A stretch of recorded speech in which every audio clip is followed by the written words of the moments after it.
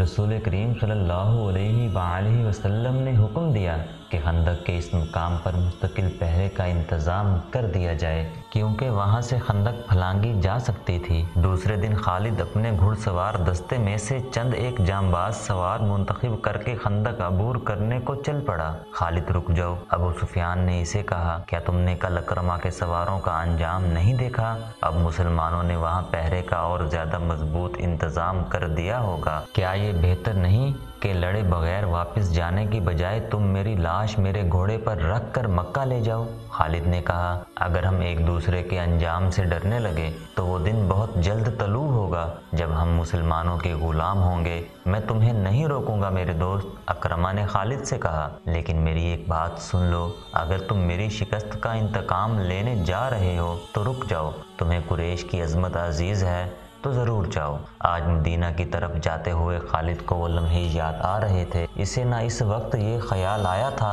ना आज कि वो जानते हुए भी कि खंदक अबूर करके भी मारा जाएगा, ना अबूर कर सका तो भी मारा जाएगा, क्यों खंदक की तरफ चल पड़ा। वो मार्च के एक दिन का तीसरा पहर था। खालिद चंद एक मुंतखब सवारों के साथ खंदक की तरफ बढ़ा। इसने खंदक फलांगने के लिए कुछ फासले से अपने घोड़े को ईंट लगाई, मगर इस मकाम के पहरे पर जो मुसलमान कहीं छुपे बैठे थे, इन्होंने तीरों का मीना बरसा दिया। खालिद ने लगाम को पूरी ताकत से खींचा और इसका घोड़ा खंदक के ऐन किनारे पर जा रुका। खालिद ने घोड़े को पीछे मोड़ा और अपने तीर अंदाजों को बुलाया। इसने सोचा था कि इसके तीर अंदाज मुसलमानों पर तीर फेंकते चले जाएंगे, जिससे मुसलमान सर उठा नहीं सकेंगे और वो खंदक फलांग लेगा। लेकिन मुसलमानों ने तीर अंदाजी में इजाफा कर दिया। मुसलमान तीरों की बौछारों में तीर चला रहे थे। खालिद को पसपा होना पड़ा। खालिद इस अंदाज से अपने सवारों को वहाँ से हटाकर दूसरी तरफ चल पड़ा जैसे इसने खंदक पर एक और हमला करने का इरादा तर्क कर दिया हो। मौर्रिखीन, जिनमें इब्ने हशाम और इब्ने साद काबिल ज़िक्र हैं, लिखते हैं कि ये खालिद की एक चाल थी।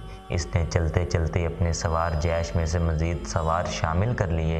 इसने सोचा ये था कि इसे पसपा होते देखकर मुसलमान पहरेदार इधर उधर हो जाएंगे। इसने इधर देखा, वहाँ इसे कोई पहरेदार नज़र ना आया। इसने अपने दस्ते को खंदक के कम चौड़ाई वाले मकाम की तरफ मोड़कर सरपट दौड़ा दिया। खालिद की ये चाल सिर्फ इस हद तक कामयाब रही कि इसके 3-4 घुड़सवार खंदक फलांग गए। इनमें खालिद सबसे आगे था। मुसलमान पहरेदारों ने इन्हें घेरे में ले लिया। कुरैश के जो सवार अभी खंदक के पास थे, इन पर मुसलमानों ने इतने तीर बरसाए कि इन्हें पसपा होना पड़ा। खालिद और इसके सवारों के लिए मुसलमानों के घेरे से निकलना बहुत मुश्किल हो गया।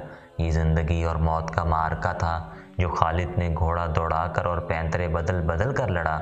इसके सवार भी तजर्बाकार और फुर्तीले थे। इनमें से एक मारा गया। खालिद अब दिफाई मार्का लड़ रहा था। इसने कई मुसलमानों को ज़ख्मी किया, जिनमें से एक शहीद भी हुआ। आखिर इसे निकलने का मौका मिल गया और इसका घोड़ा खंदक को फलांग आया। इसके जो सवार ज़िंदा रह गए थे वो भी खंदक फलांग आए। इसके बाद कुरैश में से किसी ने भी खंदक के पार जाने की जुर्रत न की। अकरमा और खालिद की नाकामी के बाद कुरैश और इसके दीगर इत्तेहादी कबाइल के लश्कर में मायूसी जो पहले ही कुछ कम न थी और बढ़ गई, खुराक ना होने के बराबर ही रह गई थी। अबू सुफियान, जो अपने और दीगर तमाम कबाइल के लश्कर का सालार आला था, पहले ही हाथ पांव छोड़ बैठा था। खालिद, अकरमा और सफ़वान ने यह ज़ाहिर करने के लिए कि इनका लश्कर ज़िंदा व बेदार है, ये कार्रवाई जारी रखी कि वक्तन फ़वक्तन खंदक के करीब जाकर मुसलमानों की खीमा गाह पर तीर बरसाते रहे। इसके जवाब में मुसलमानों ने तीर अंदाज़ों को खंदक के करीब फैला दिया, जो अहले कुरैश के तीर अंदाज़ों पर जवाबी तीर अंदाजी करते रहे। तीरों के तबादले का ये सिलसिला सिर्फ एक दिन सुबह से शाम तक चला। अहले कुरैश, गतफ़ान और दीगर कबाइल जिस मोहम्मद सल्लल्लाहु अलैहि वसल्लम को शिकस्त देने आए थे, वो मोहम्मद सल्लल्लाहु अलैहि वसल्लम किसी मुल्क के बादशाह नहीं थे, वो खुदा के रसूल सल्लल्लाहु अलैहि वसल्लम थे। खुदा ने इन्हें एक अजीम पैगाम देकर रिसालत अता की थी।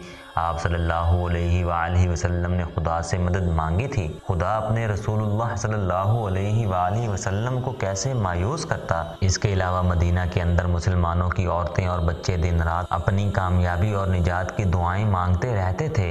یہ دعائیں رائیگاں کیسے جاتیں۔ مارچ بروز منگل مدینہ کی فضا خاموش ہو گئی۔ سردی خاصی تھی، ہوا بند ہو گئی، موسم خوشگوار ہو گیا۔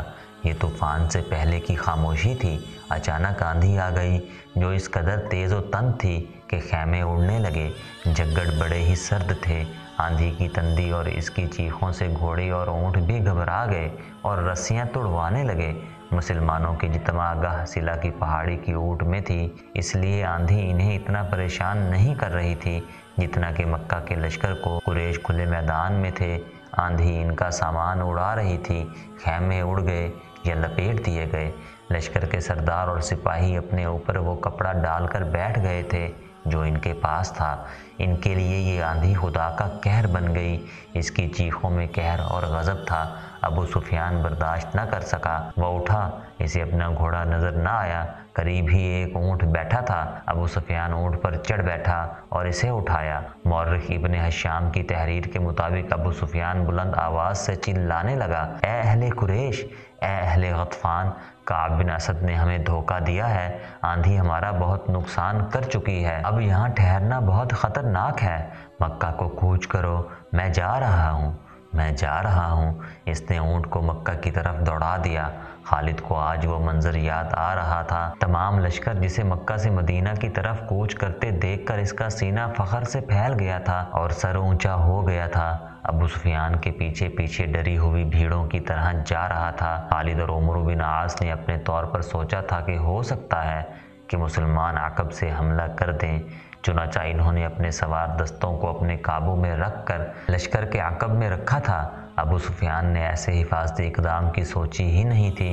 اس پسپا ہوتے لشکر میں وہ آدمی نہیں تھے جو مارے گئے تھے، اور اس لشکر میں نعیم بن مسعود رضی اللہ عنہ بھی نہیں تھے۔ قریش کا لشکر چلا تو نعیم رضی اللہ عنہ آندھی سے فائدہ اٹھاتے ہوئے خندق میں اتر گئے اور رسول کریم صلی اللہ علیہ وآلہ وسلم کے پاس پہنچ گئے تھے۔ آج خالد مدینے کی طرف اسی راستے پر جا رہا تھا جس راستے سے اس کا لشکر ناکام واپس آ گیا تھا۔ اسے شیخین کی پہاڑی نظر آنے لگی۔ آندھی نے تاریخ اسلام کا رخ موڑ دیا۔ آندھی نے یہ حقیقت واضح کر دی کہ خدا حق پرستوں کے ساتھ ہوتا ہے۔ رسول خدا صلی اللہ علیہ وآلہ وسلم کے دشمنوں کی پسپائی تنکوں کی مانند تھی جو آندھی میں اڑے جاتے ہیں اور انہیں ایک دوسرے کی خبر نہیں ہوتی۔ خالد کو یہ پریشانی لاحق تھی کہ مسلمان تعاقب کریں گے، لیکن مسلمانوں نے تعاقب کی سوچی ہی نہیں تھی۔ اس آندھی میں تعاقب اور لڑائی مسلمانوں کے خلاف بھی جا سکتی تھی۔ جس دشمن کو خدا نے بھگا دیا تھا، اس کے پیچھے جانا دانش مندی نہیں تھی۔ البتہ رسول کریم صلی اللہ علیہ وآلہ وسلم کے حکم سے چند ایک آدمیوں کو بلندیوں پر کھڑا کر دیا گیا تھا کہ وہ دشمن پر نظر رکھیں۔ ایسا نہ ہو کہ دشمن کہیں دور جا کر رک جائے اور منظم ہو کر واپس آ جائے۔ آندھی اتنی مٹی اور ریت اڑا رہی تھی کہ تھوڑی دور تک ہی کچھ نظر نہیں آتا تھا۔ بہت دیر بعد 3-4 مسلمان گھڑ سوار اسی جگہ سے خندق پھلانگ گئے جہاں سے اکرمہ اور خالد کے گھوڑوں نے خندق پھلانگی تھی۔ وہ دور تک چلے گئے، انہیں اڑتی ہوئی گرد اور ریت کے سوا کچھ بھی نظر نہ آیا۔ وہ رک گئے لیکن واپس نہ آئے۔ شام سے کچھ دیر پہلے آندھی کا زور ٹوٹ گیا اور جھکڑ تھم گئے۔ فضا صاف ہو گئی اور نظر دور تک کام کرنے لگی۔ دور افق پر زمین سے گرد کے بادل اٹھ رہے تھے۔ وہ اہل قریش اور ان کے اتحادی قبائل کی پسپائی کی گرد تھی جو ڈوبتے سورج کی آخری کرنوں میں بڑی صاف نظر آ رہی تھی۔ یہ گرد مکہ کو جا رہی تھی۔ تعاقب میں جانے والے مسلمان سوار اس وقت واپس آئے جب رات بہت گہری ہو چکی تھی۔ خدا کی قسم، انہوں نے واپس آ کر بتایا، جو ہمارے عقیدے کو توڑنے اور مدینے کی اینٹ سے اینٹ بجانے آئے تھے، وہ مدینہ سے اتنی دہشت لے کر گئے ہیں کہ رک نہیں رہے، کہیں پڑاؤ نہیں کر رہے۔ کیا راتوں کو مسافر پڑاؤ نہیں کیا کرتے؟ کیا لشکر راتوں کو بھی چلتے رہتے ہیں؟ وہی چلتے رہتے ہیں جو منزل تک بہت جلدی پہنچنا چاہتے ہیں۔ احادیث اور مورخوں کی تحریر کے مطابق رسول کریم صلی اللہ علیہ وآلہ وسلم کو جب یقین ہو گیا کہ دشمن گھبراہٹ کے عالم میں بھاگا ہے اور ایسا امکان ختم ہو چکا ہے کہ وہ منظم ہو کر واپس آ جائے گا۔